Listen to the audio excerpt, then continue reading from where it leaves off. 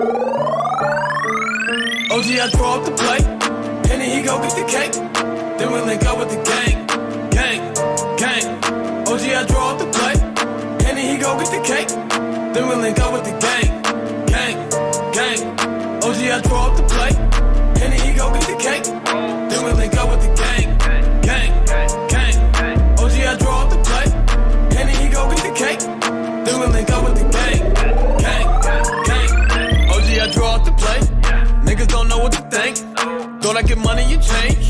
What you thought we was the same? Still stay away from them clones. Niggas better leave me alone. Talking about niggas as low. Run with niggas who don't know you. Whoa, I made that zagging when city to city. You niggas not hot in your state. If it was money to get a hit Henny, we get it and never complain. Same go for the gang, and we split it up all the same. I can't really eat, let's stay straight, cause we go way back in the day. My day ones from back in the day, they still hang around me today.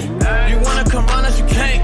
I'm rolling up loud, it's great. But mama, she bad but complain, cause I'm too in love with my dreams. And I gotta get on the plane, and go get this money with them. I draw up the plate, and then he go get the cake. Then we link up with the gang, gang, gang.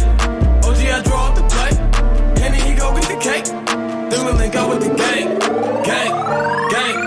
OG, I draw up the plate, and then he go get the cake. Then we link up with the gang, gang, gang. OG, I draw up the plate, and then he go get the cake. Then we link up with the gang, gang, gang. I get the bag with the gang, taking that Zach to the bank. Henny be all in my drink. You niggas is stupid, you think that should change? You not even hot in your gang. Ain't nothing even hot about your gang. You niggas be lying about same. Be posting them pictures of guns for the fame. Niggas just look at me different now. Say that's your man, but he a clown. Don't fuck around with the fuck arounds. Little nigga, you should cut it out. Me and my niggas take different routes. Punch a bitch nigga all in his mouth. Hold up my nigga, we different now. I need a robber, this is my style. I get a check today, I spent it all tomorrow. I get a bitch today, she probably a foreign model. I get a check today, I spent it all tomorrow. I'm with my gang today, tomorrow never promise. OG, I draw up the plate, and then he go get the cake. Then we link up with the gang, gang, gang. OG, I draw up the plate, and then he go get the cake. Then we link up with the gang, gang, gang. OG, I draw up the plate, and then he go get the cake. Then we link up with the gang, gang, gang. OG, I draw up the plate, and then he go get the cake. Then we link up with the gang, gang, gang.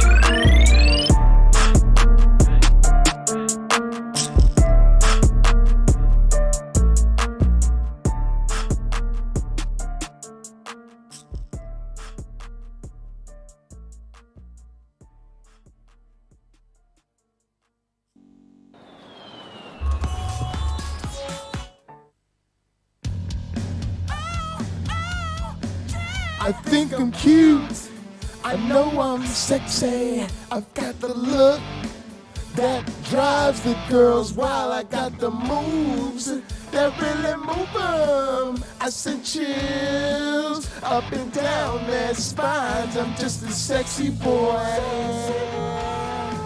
I'm not your boy toy, I'm just a sexy boy, I'm not your boy toy.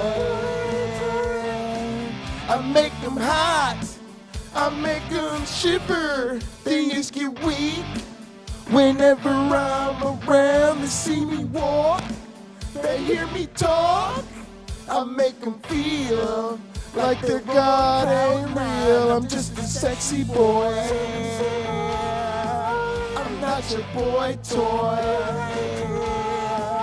I'm just a sexy boy, I'm not your boy toy. That eat your heart out, girl. Mike Blisso. Hands off the merchandise.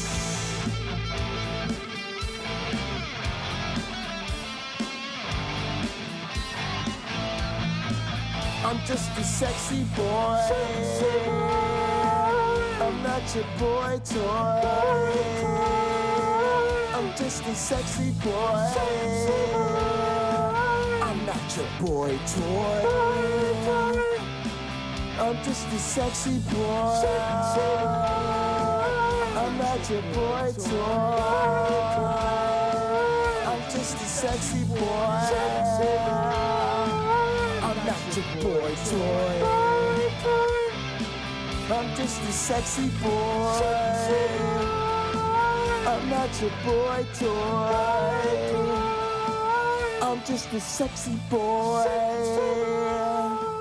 I'm not your boy toy.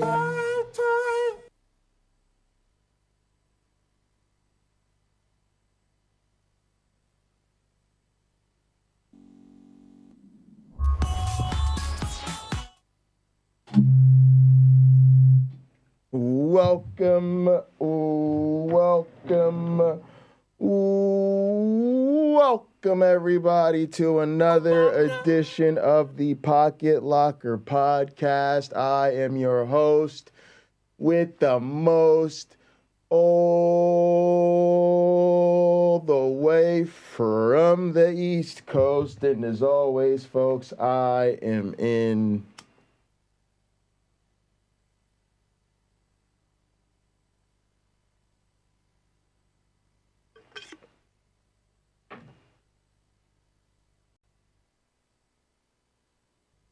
airplane mode. We've got a great show lined up for you on this very special day. Before we do that, let us go ahead and get into our communion.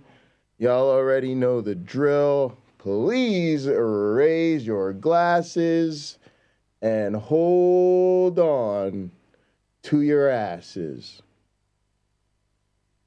Through him, with him, in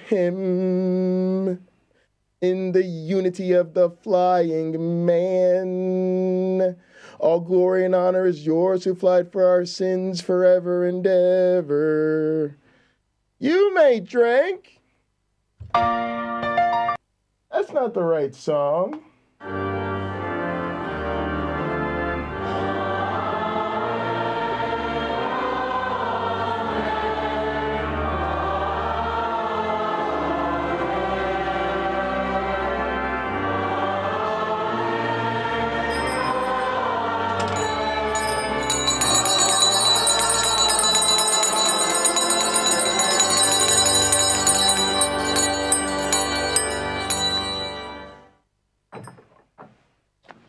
Alrighty then, and now that was our communion hymn. Here's our communion song. It's called Where Everybody Knows Your Name. Let's go ahead and put that up on the screen for you guys. Oh, let me take care of that.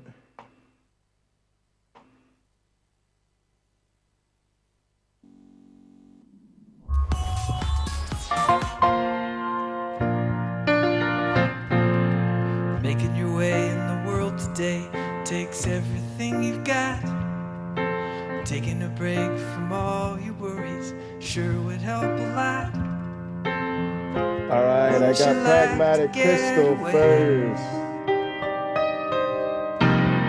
Sometimes you wanna go where everybody knows your name, and they're always glad you came. You wanna be where you can see troubles are all the same. You wanna be where everybody knows. I got Logan Fisher second. You wanna go where you can know people are all the same. And I got YouTube from third. Thank you guys so much. Turn my mic up a little bit.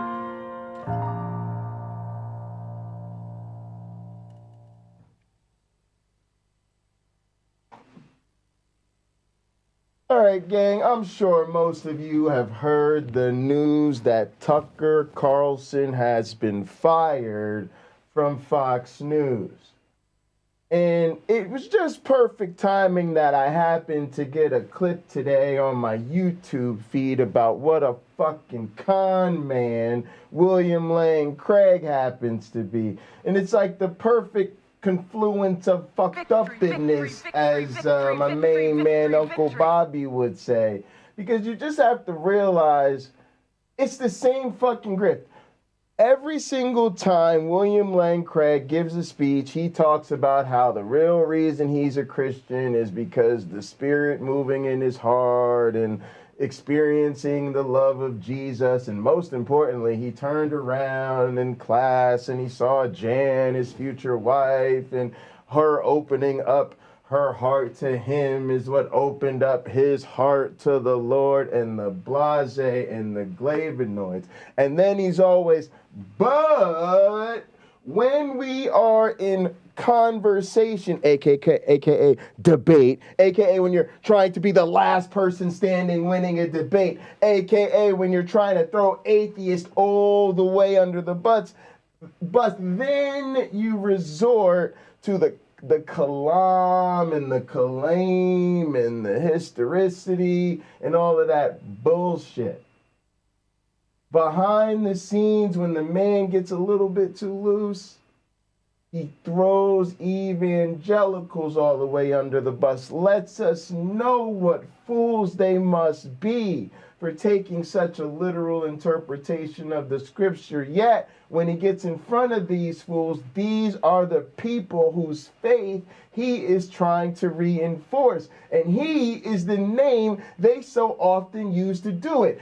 Just as Tucker Carlson was constantly being cited as the best journalist on fucking television, the motherfucking most critical person out there, the person you could rely on to be fair and balanced and give you both sides, and it was bullshit, and he knew it was bullshit, and they knew it was bullshit, and they did it fucking anyway. And that's exactly what's going on with William Lane Craig. And I get tired of this shit. I am sick and tired of having to deal with delusional Christians. And let's stop playing fucking games about it. We're affected by this shit. I'm affected by it because my family's still sitting on that bullshit. And chances are, if you're watching, your family's still sitting on this bullshit too. If not your significant other or somebody you rely on even more than that. And you can't get on the same page as that motherfucker because they're way off in la la land.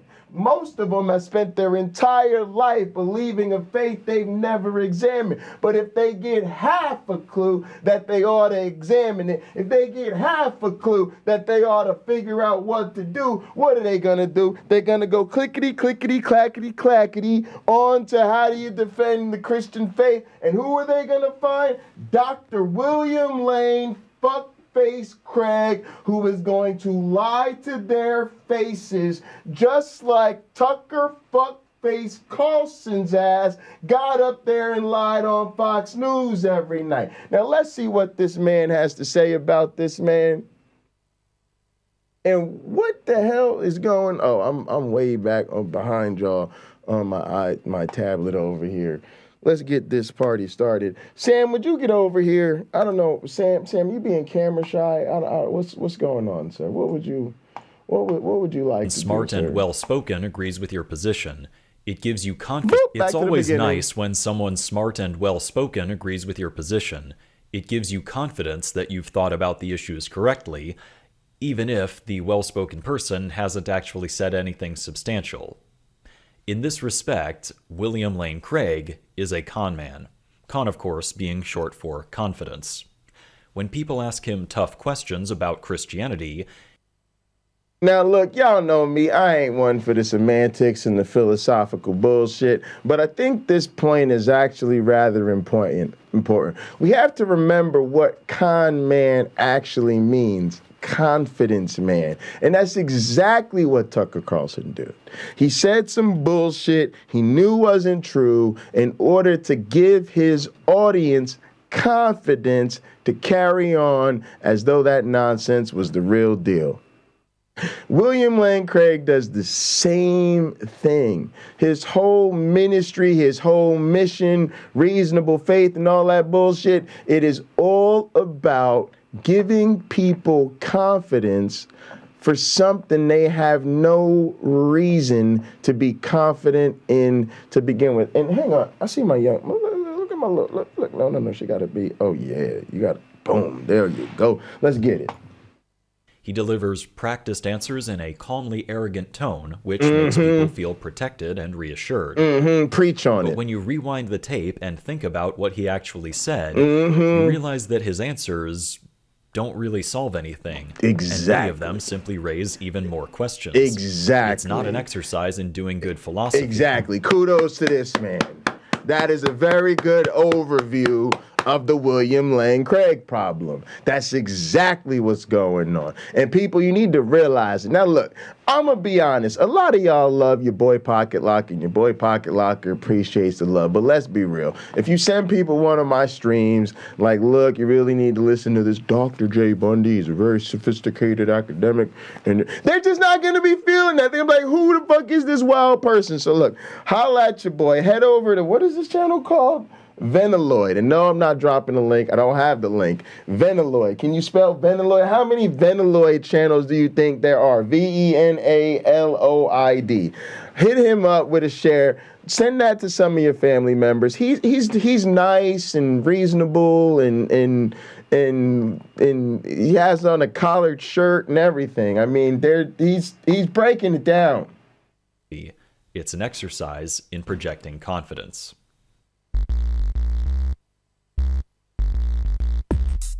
Oh, yeah, though. Oh, I like that.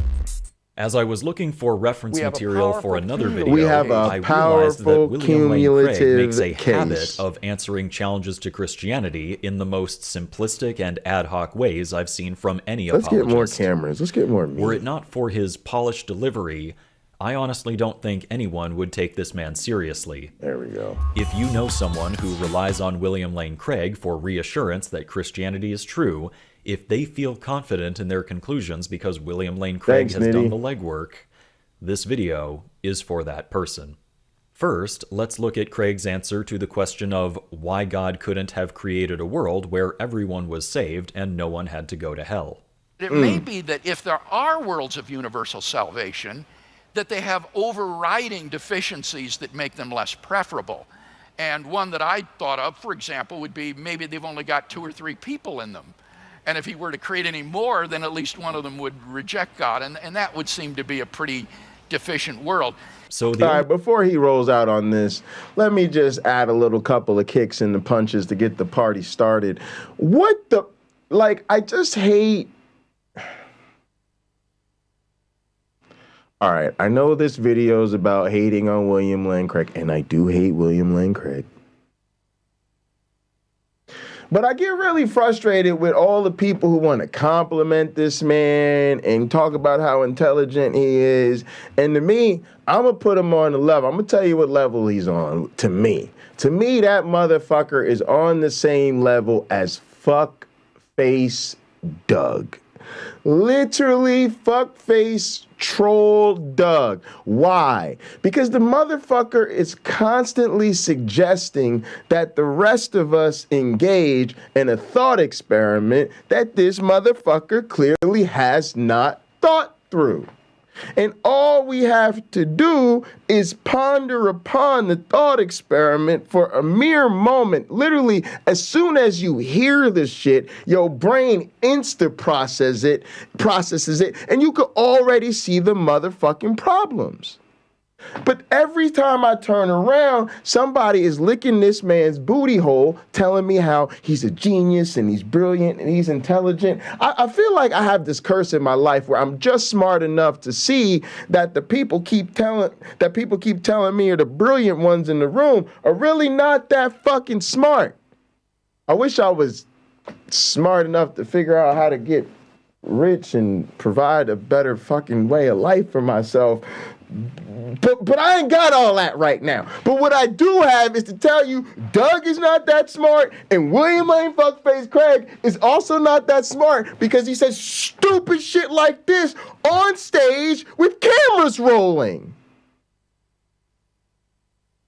The all-powerful, mighty God who can just do anything exceedingly and abundantly, who needs to make a planet of billions of motherfuckers, probably trillions of motherfuckers when you count up all the motherfuckers that there really are, have ever been, and all of that type of shit, just to praise him for his glory.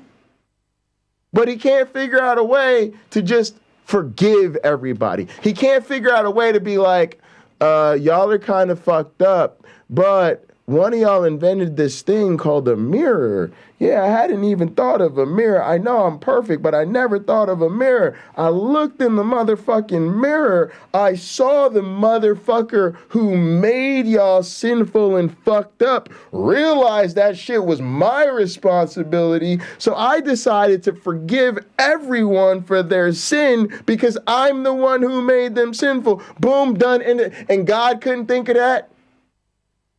God couldn't even think of that. This is ridiculous.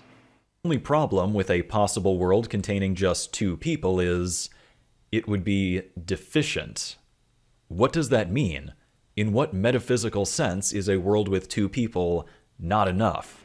What metaphysical rule or what characteristic of God would this violate? In fact, here's a question for Craig. How many people would you expect rather than raising the bar to cancel William Lane Craig? 10 trillion? At what point Listen, is the number gang, of people if there's just a 1 in a million chance that canceling William Lane Craig is the right thing to do? Deficient. And while we're on the subject, couldn't you argue that having just one Earth is deficient? Imagine how much more praise God could have received if he'd made 10 Earths, all orbiting around the sun, all singing his praise, free from each other's influence, just in case a few of them turned completely Muslim or Hindu, right? Retardation through magical thinking, exactly. Is pretty deficient, don't you think? It kind of seems like he expects his audience to not think. Another suspiciously impotent answer given by Craig is actually one which I was looking for as I outlined the other video I mentioned. This is the question of why God doesn't make his existence a lot more obvious if it's such an important piece of information. In his answer, Craig appeals to the idea that not only would it be coercive for God to prove his existence, but also that it wouldn't really help to bring people into a loving relationship with himself anyway. God isn't interested in just getting people to believe that he exists, to add one more piece of furniture to their ontology. Which God are we talking about? Are we talking about the Bible God? Are we talking about drown everything that exists God? We talking about slaughter them, and when I say leave nothing behind, I mean nothing? We talking about I sent my son Jesus to die for you, then rose 3 days. That God's got a problem. We talking about impregnate a virgin when you could have just paid off a professional, you know? I'm not trying, I cast no judgment. I'm just saying it's some people who having sex is their job. And if you would have offered, there's a lot of people who just, you know, what do we call them now? Surrogate moms. That's a whole industry. You think there were no surrogate moms back in the day? No holy Jewish surrogate moms that God could have hit up and been like, look, I gotta have me a son. I need to birth him into the world. I need a willing volunteer, and I'm gonna hook you up with a real nice palace to raise my son in. And she'd have been like, cool, where do I sign? No. He overshadowed a freaking 13-year-old and her unwilling aged husband who died thinking that was some other carpenter's baby. Joseph spent the rest of his life suspicious of everybody on his carpenter crew. He spent every day hammering like this, like, I'm gonna find out which one of these motherfuckers really knocked up Mary. These motherfuckers think they gonna just slip off with my bride before we get married, think that shit cute. Yeah, I ain't killed the baby, but trust me, I'm gonna find out who knocked up Mary. Come on, you trying to tell me this motherfucker has this is of the universe. He wants to bring people into a loving, saving relationship with himself. I think that we can trust God's wisdom in providentially ordering the world in such a way that people are given adequate but not coercive evidence for his existence. And the question then for us is, how will we respond to that? So God wants a loving relationship with us, but for some reason, this does not require, nor apparently is it even assisted by, any kind of certainty that he actually exists in the first place. But Craig is surely aware that the first step in any loving relationship is to learn that the other person exists. Otherwise, he'd be mad at his wife for having intruded upon his life, forcing him to believe in her existence before they started dating. Even if his wife had some kind of coercive trait about her. Listen, fuck y'all. My God is hot, all right? He just doesn't believe in coercively proving to me that he exists, all right? That is taking my girlfriend goes to another school to literally a whole nother dimension. Y'all, let's all do this together. Let's do a thought experiment that I'm just gonna admit up front I haven't taken the time to think through. I'm gonna just go ahead on air. Y'all are watching me. My name is Jay Bundy. I'm currently 36 years old. I live in Lansing, Michigan for another 5 days. And I give God permission to demonstrate their existence to me. So that should take care of that. Like being a billionaire, for example, and she was worried that he'd only love her for her money, she would still need to introduce herself unambiguously first, and then she could later entrust him with this difficult information once she thought he could handle it honestly. Craig gives no thought to how this answer might commit him to ridiculous conclusions in other areas of his life. He simply seems to get tunnel vision when confronted with a serious challenge to his religion. As long as he has something, anything to say in response, and as long as he can deliver his drivel with practiced confidence, that's all he seems to care about. Craig's waffly answer on this question reminded me of another question Craig once answered, which is why a God who loves his creations would allow so much animal suffering in nature. And such an ecosystem must be balanced if it's to be viable. The Canadian authorities are reintroducing wolves into the wild in Canada. Why? Because in the absence of these predators, the caribou herds were overpopulating, and as a result, they were overgrazing and therefore dying of starvation. The predators actually enhanced the survivability and the health of the caribou herds on which they preyed. And this is so and y'all gotta understand that I'm gonna get a little in the weeds here, but this is what pisses me off about William Lane Craig on the evolutionary biologist tip, right? Is he's like the student that took the evolution class so that he knows what the teacher wants him to say, but then acts like he hasn't learned anything. Like he gives you, like that's why I'm gonna give y'all an even deeper cut. Like that's where, when I put him in my soundboard and I have this one. Nature is all there is. There is nothing beyond matter and energy. There is no supernatural reality.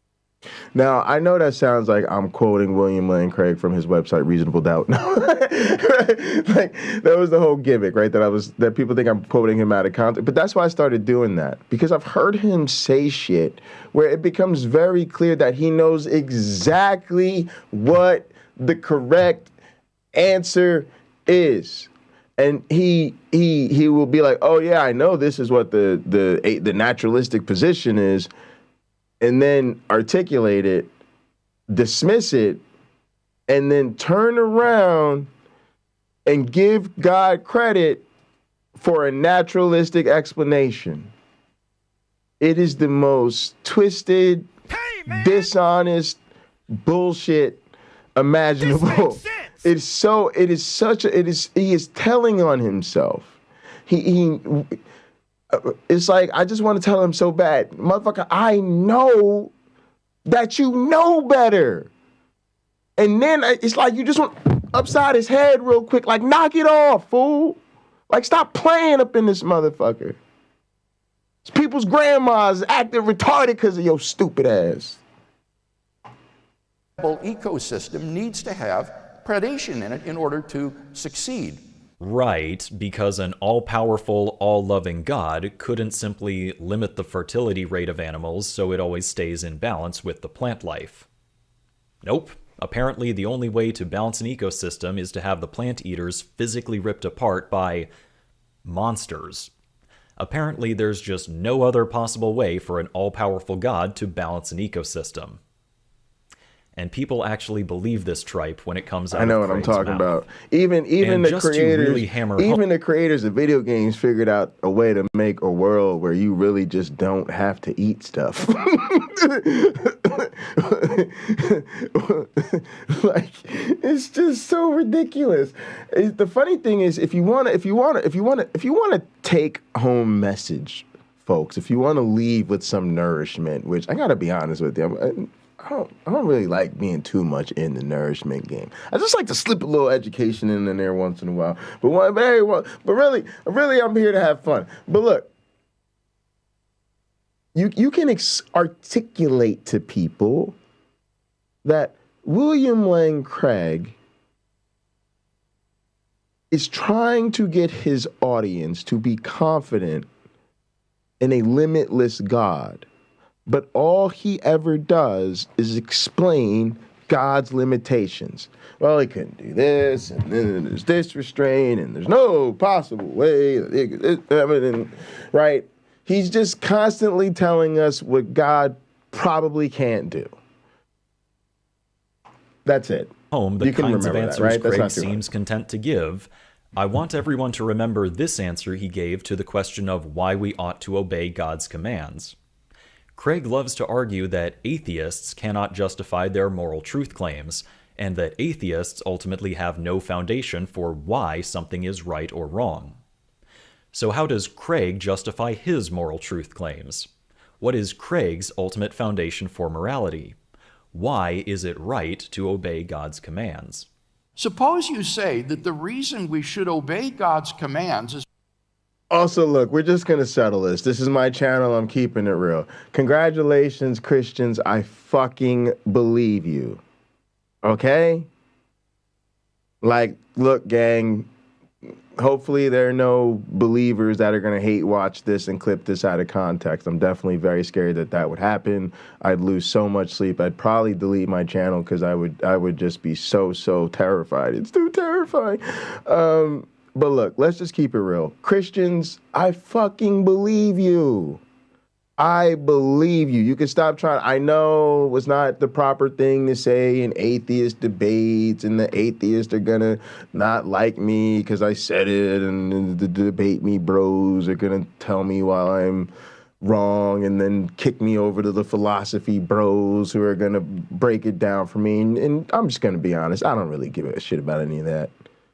But the truth is, Christians, I give up. I believe you. You have an objective basis for morality, and it is the God of the Bible. And I, fucked up atheist Jay, have no objective basis for my reality.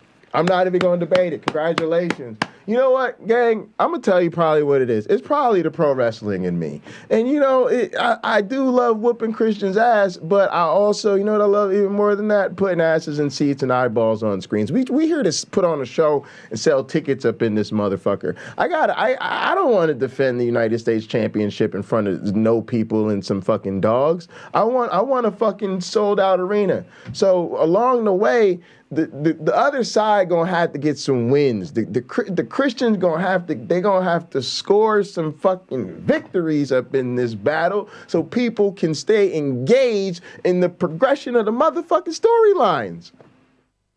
And us just beating them on every goddamn issue and every goddamn debate every single time. Let's just be honest, the shit gets boring, y'all. Nobody wants to watch that shit. It just gets boring. So we have to learn to lose gracefully. I'm telling you, we can lose gracefully practice harder, go get them next time, and hopefully in the end we'll come out on top. So let's just give this one up. Congratulations, Christians. You have an objective basis for morality. It is the biblical God. We atheists have no objective basis for morality.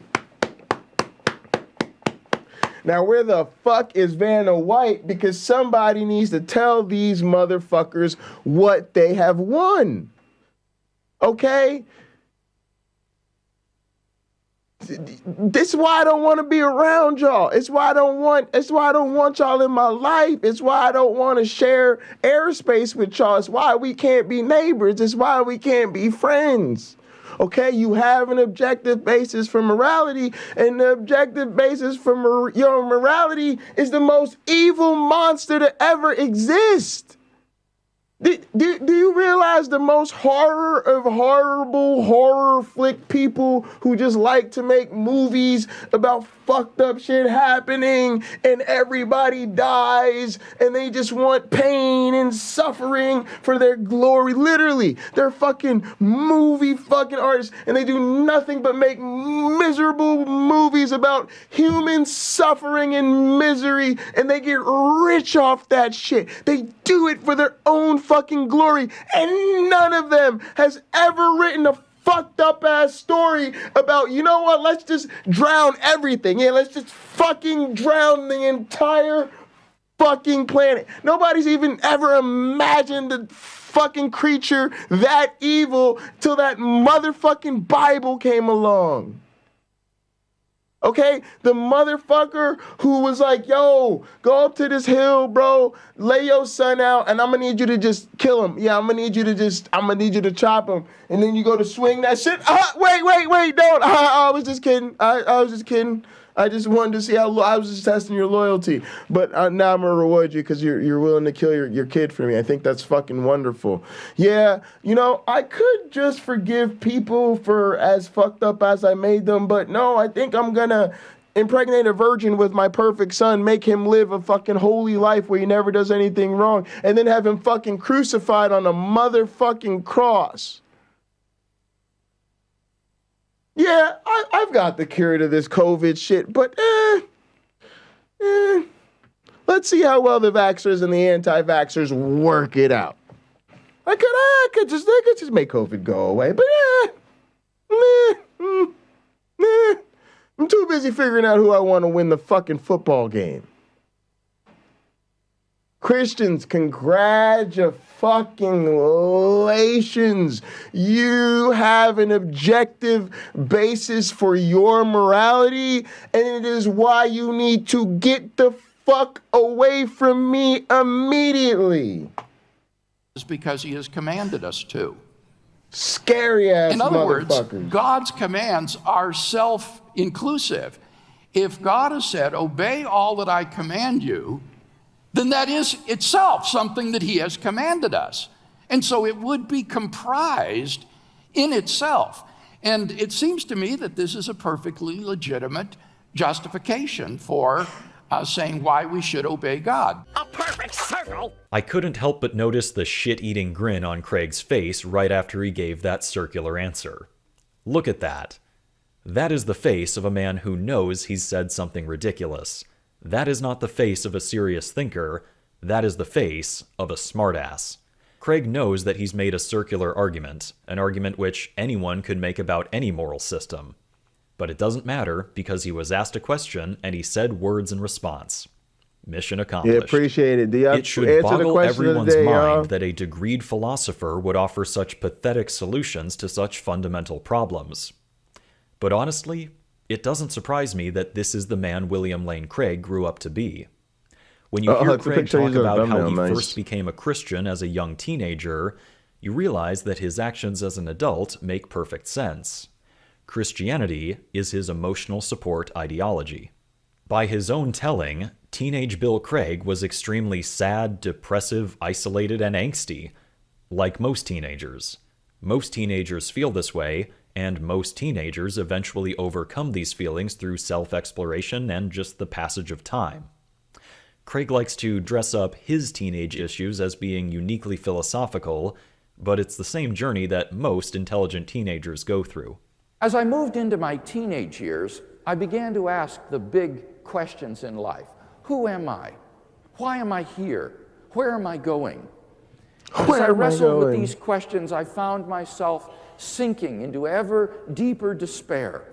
In the face of my own eventual death and ultimately the inevitable extinction of mankind and the heat death of the universe, everything seemed so pointless. It was only later in life that I learned that I was Gang, I have a problem, and I have a little bit of a violent side, and I'm learning to just word. That's why I'm word wrestling. And I just realized that when William Lane Craig is doing his normal thing, I just want to fucking kick him in the face because he's the least sympathetic person on earth. He's just the type of dude I just want to chuck off that stage right through a goddamn table. Just no questions about it. Like, you know what I'm saying? It's the type of thing that come up to you. So we were thinking about this spot, and the possibility is maybe you get, like, they wouldn't even get to finish the sentence, and I'd already be chucking them off the goddamn stage. But then he tells this story, this, like, normal story of, like, William Lane Craig was a normal person who experienced normal things, and it's all very sympathetic. And now I'm like, light the fucking table on fire because I just want to hurt him even more. Because no, William Lane Craig is not allowed to make himself a sympathetic figure in my presence. That is not permitted. That is the only thing that will make me hate William Lane Craig more is him making himself somehow less hateable. That is completely unacceptable, and I will meet that with the utmost escalation and violence.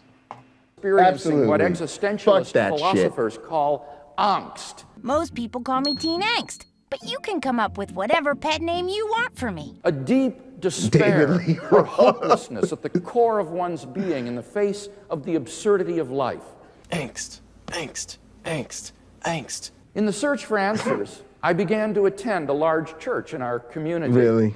But instead of answers, all I found was a social country club where the dues were $1 a week in the offering plate. That's fair, I guess. The other high school students who pretended to be such good Christians on Sunday, well, I knew what kind of lives they were really living the rest of the week. I resented their hypocrisy and phoniness, and so I began to withdraw into myself. I thought, I don't need people.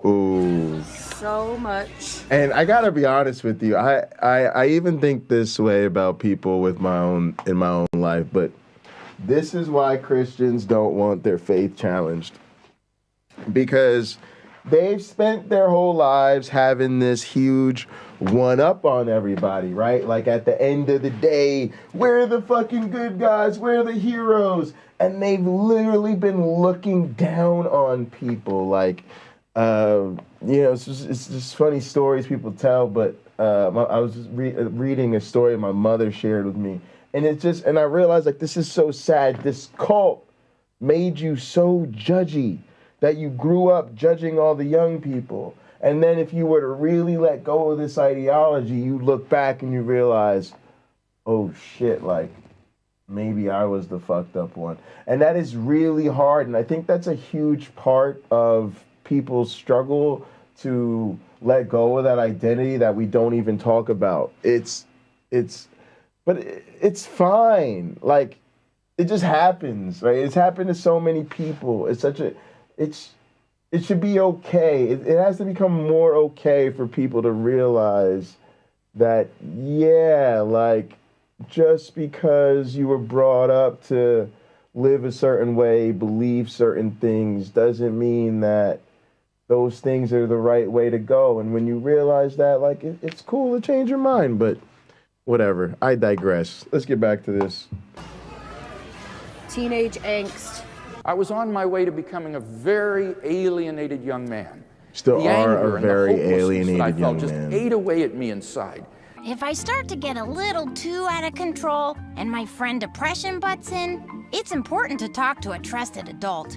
Depression can make you feel pretty sad and isolated. But when he was confronted with this problem that all teenagers face in some form or another, Craig took a cheap shortcut to feel better. Instead of weathering the storm, Craig simply latched onto the reassuring idea that someone important, God, loved him and had a place for him in the world, and this ultimately made him think that his problem was not, being a normal teenager, but some kind of spiritual deficiency, some kind of supernatural voodoo that was interfering with his true self. Okay, now this next set of clips is kind of long, but in the words of as stated by the highly influential French philosopher Napoleon Bonaparte, never interrupt your enemy when he is making a mistake. Then one day, when I was feeling particularly miserable, I walked into my high school German class and sat down behind a girl who's one of these types, that is always so happy. She turned around and I said, "Sandy, what are you always so happy about for anyway?" And she said, "Well, Bill, it's because I know Jesus Christ is my personal Savior." And I said, "Well, I go to church." And she said, "That's not enough, Bill. You've got to have him really living in your heart." "Well, what would he want to do a thing like that for?" She said, "Because he loves you, Bill." And that hit me like a ton of bricks. Here I was so filled with, and that anyway. And she said, "Who's one of these types, that is always so happy." Martha, never interrupt your enemy when he is making a mistake. Then one day, when I was feeling particularly miserable, I walked into my high school German class and sat down behind a girl who's one of these types, that is always so happy. She turned around and I said, "Sandy, what are you always so happy about for anyway?" And she said, "Well, Bill, it's because I know Jesus Christ is my personal Savior." And I said, "Well, I go to church." And she said, "That's not enough, Bill. You've got to have him really living in your heart." "Well, what would he want to do a thing like that for?" She said, "Because he loves you, Bill." And that hit me like a ton of bricks. Here I was so filled with anger and despair, and she said there was someone who really loved me. And who was it but the God of the universe? And that thought just staggered me, to think that the God of the universe could love that worm named Bill Craig down there on that speck of dust called planet Earth. I read the New Testament from cover to cover, and as I did so, I was captivated by the person Jesus of Nazareth. His words had the ring of truth about them, and his life had an authenticity which was not characteristic of those who claimed to be his followers in the church I was attending. I found that I could not reject him. On the contrary, I was drawn to him. I learned that my problem was sin. I knew that although my life was externally upright, my heart was selfish and twisted within.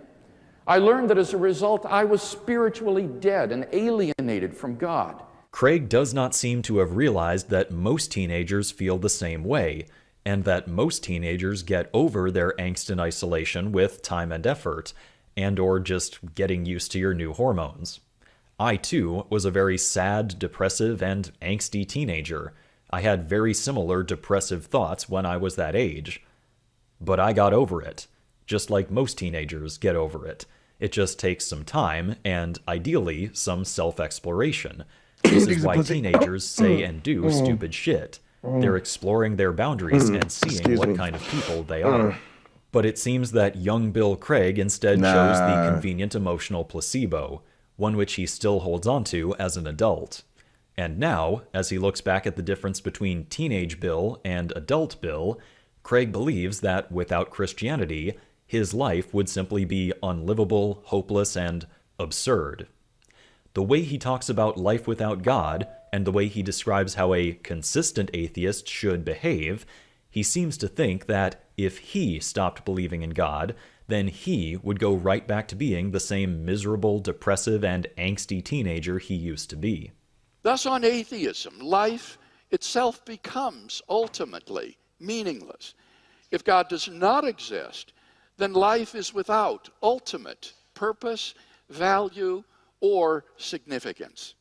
Confronted with the human predicament, about the only solution the atheist can offer is that we simply face the absurdity of life and live bravely. The fundamental problem with this solution, however, is that it's impossible to live consistently and happily within the framework of such a worldview. If you live consistently, you will not be happy. If you live happily, it is only because you are not consistent. So what does all this have to do with the terrible answers Craig provides in defense of Christianity? Well, it really helps to explain why Craig is content to give these simplistic yet confident veneers of answers. His ultimate goal is not to understand reality. His goal is, and always has been, to protect his happiness. William Lane Craig is afraid that, without Christianity, he would go back to feeling sad, depressive, and angsty. So of course he has to say something, anything, to defend his emotions. The big cope. It's all a big cope for him. And look, I don't begrudge anyone for having their coping mechanisms, but you've just got to, growing up is a part of growing up. And I just think people's emotional vulnerability is not a reason to make an entire industry out of defending a faith that you don't have sufficient reason to believe in. Look, at the end of the day, no longer being a believer is, one of the toughest things most of us have dealt with. It's not like it was just something that we went about haphazardly or frivolously. I don't know where I left off, but look, let's do that. Within. I learned that as a result, I was spiritually dead and alienated from God. Craig does not seem to have realized that most teenagers feel the same way, and that most teenagers get over their angst and isolation with time and effort, and or just getting used to your new hormones. I, too, was a very sad, depressive, and angsty teenager. Hang on, I think let's do this for now. I had very similar depressive thoughts when I was that age. But I got over it, just like most teenagers get over it. It just takes some time, and ideally, some self-exploration. This is why teenagers say and do stupid shit. They're exploring their boundaries and seeing what kind of people they are.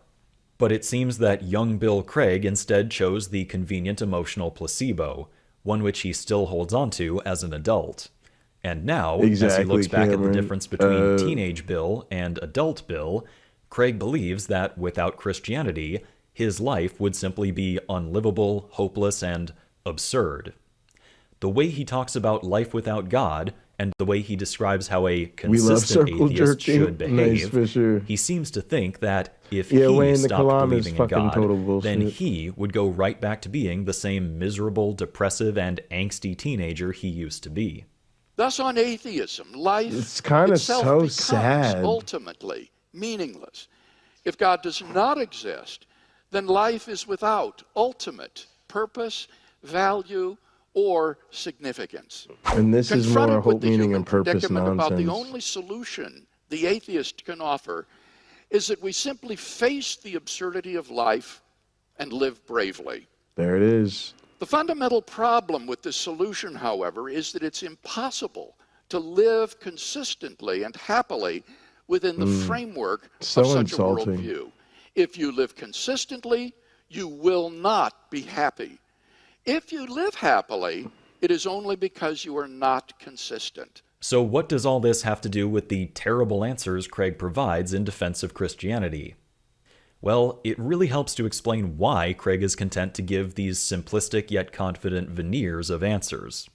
His ultimate goal is not to understand reality. His goal is, and always has been, to protect his happiness.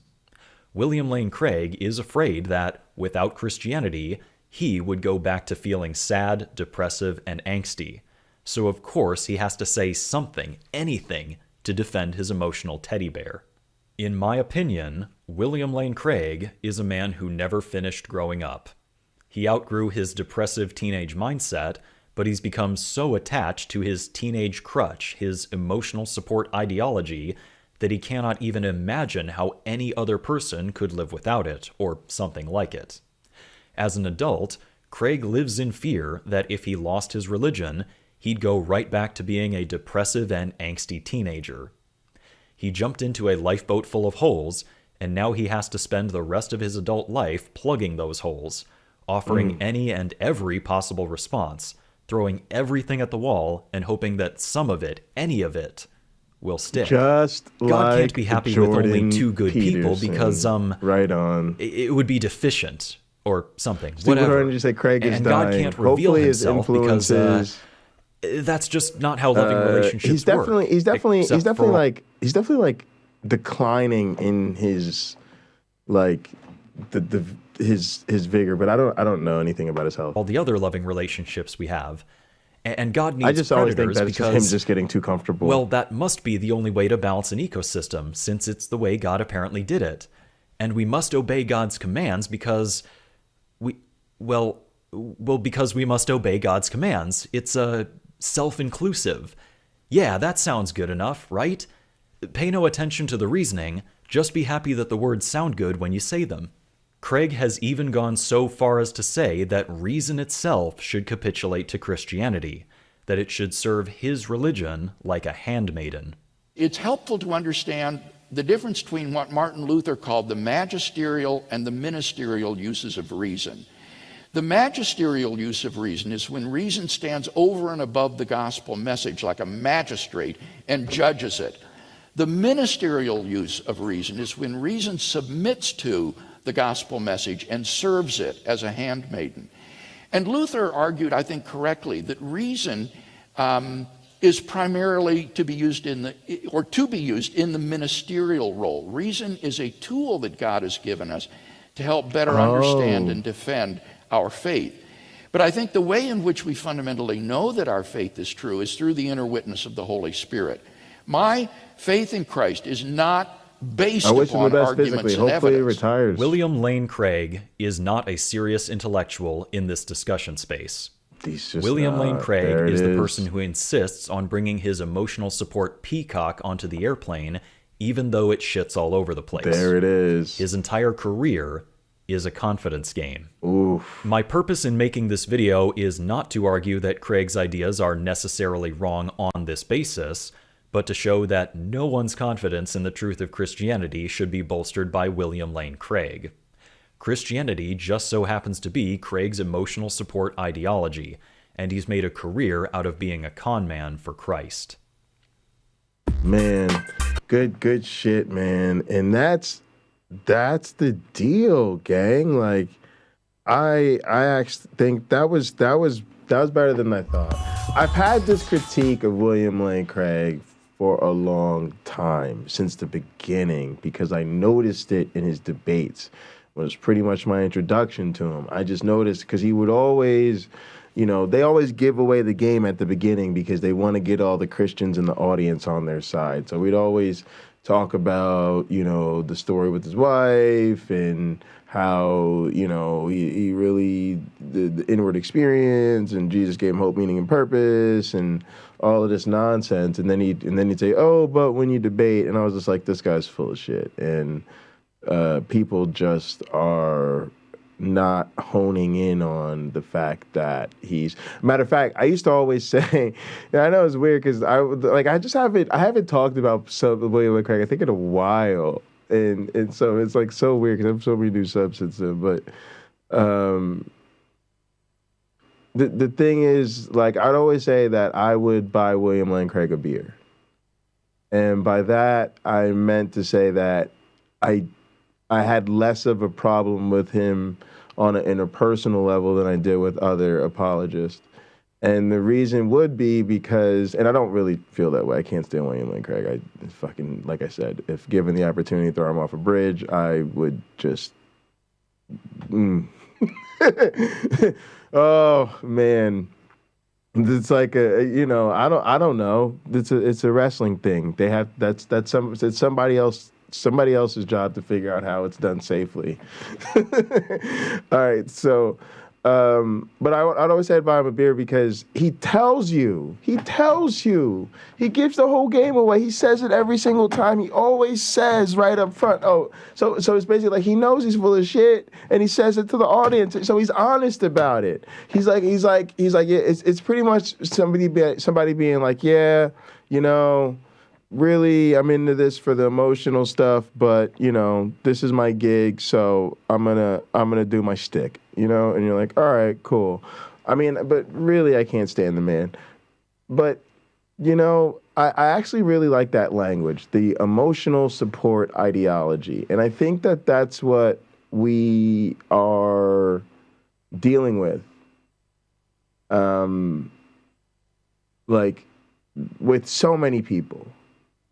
And it would be interesting to open up that conversation. You know, some of us like to talk about, you know, your imaginary friend and imaginary sky daddy and a lot of these things that are, you know, they're not the friendliest of language or the easiest thing for adults to open up about. But the idea of an emotional support ideology, I imagine that's the type of thing that a psychologist could bring up and in counseling, and a person would probably volunteer, like, oh yeah, you know, well, I'm a Christian and da da da da da, and kind of, and you know, of course, they're not interested in breaking it down, but that would be an interesting starting point for breaking it down. Because I'm convinced that with so many of the believers, at least the ones in my life, like that's what it is. Because they don't like somebody. I think Uncle Bobby said it earlier. And check out Gin and Truth. I think the links are in the description. But he said like you know the earth is more than 6,000 years old. Like they know, right? They know we evolved. They know dead means dead. They know virgins don't get pregnant. They know snakes don't talk. Right? They know exactly why Jesus didn't show up with the cure to COVID-19. And a lot of y'all don't know. Like, look, that's me. That's who I'm going to be. I'm COVID dude. I'm gonna die. They're gonna be like, why is he so weird? And be like, oh, he survived that pandemic and it fucked him up in the head. But no, it's just cool. It's just like cool. If you worship a God that saw that and didn't look, there's certain shit that's a wake up call to you in your life. You understand what I'm saying to you? And there's that cliche, I used to live during interesting times. And I always say now there's certain times that you don't want to live in. Like they're too interesting. And I think things like famine, pandemics, wars, severe natural disasters, those are things that make you wish for a less interesting life in a hurry. In a hurry. Nope, hang on. Oh no, this life right here. Oh no, this is way too much like some shit out of a movie. Nope. Fuck all of this. Okay, and like it just hit me like people worship a God that sits around and sees all this shit and is like, oh, y'all are dealing with pandemics and wars and race riots and you know economic fucked up and all of this type of shit, and they're just like kicking back, and somehow all this is for their glory. I'm like, nah, I'm out. And if you're still in, you're fucked up. You're fucking weird. You worship a weird like there's all sorts of things that could do it for you. You know, you could be one of them people that's like the animal suffering. Like I get it. You could be one of them people that's like, oh, you know, there's a child that's being, you know, victimized and God's not doing it. Makes perfect sense to me. I heard an argument about that at an atheist conference recently. Broke it all the way down. I was like, yeah, I'm one of them people now. Like I literally think that I forget what the word is, but it's like basically the idea that like God's a moral monster and that you're obligated as a moral being to not worship God because it's a moral monster and makes you a moral monster to worship it. So like, yeah, I forget what they call that shit, but yeah, it's like anti-theism plus. But look, y'all, I'm gonna get up out of here so I can get some food and hopefully do a little bit of racing. I gotta move. I don't know what the streaming schedule is gonna be like for the next, basically the next couple weeks, because I have to move and then get everything set up in the new spot. So that's why I wanted to stream tonight. I'm gonna try to stream when I can. For sure, but don't let anybody panic, and I'll also be in Gather as much as I can. I'm also hoping, well, I don't know how I'm traveling. If I end up driving, then I guess I was planning to stream that too, or I'll try to stream something. I want to stream the transition somehow. I don't know, or on social media. We'll figure it out. But look, I just want people to know what's going on so nobody trips out. But yeah, I'm gonna definitely stream when I can. I had a little bit of time tonight. It's getting to be crunch time, so I don't know what the next few nights are looking like. But appreciate y'all. We'll definitely be out here when we can. In the meantime, get up and gather. We appreciate you. That's definitely the way to stay in touch. Yeah, we're having a lot of fun. We'll be in there overnight. We're in Gather now. Come join us. Otherwise, I'll see you next time. I really, really, really appreciate everybody showing up tonight. Thank you guys so much for hanging out with me and coming in the chat. I really, it's just great to see everybody here. And I'll see you all soon. Set 'em gone.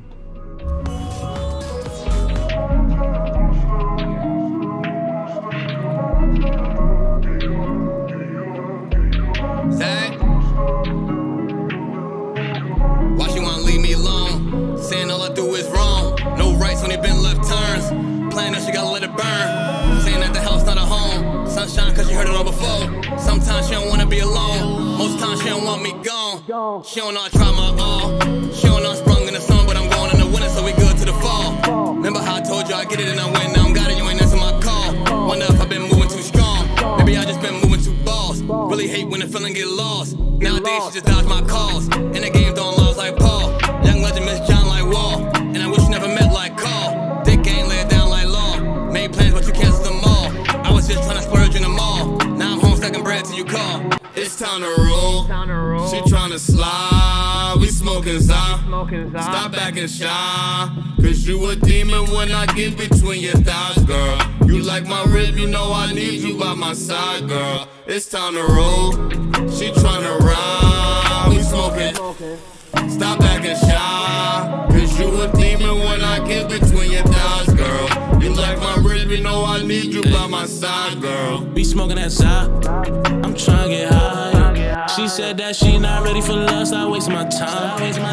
I got demons in my closet, I can't hide. I did all my exes wrong, they wish I died. Damn, I tried. They won't believe me when I say this. Oh my God, what a blessing. Hello Phoenix, that's my twin.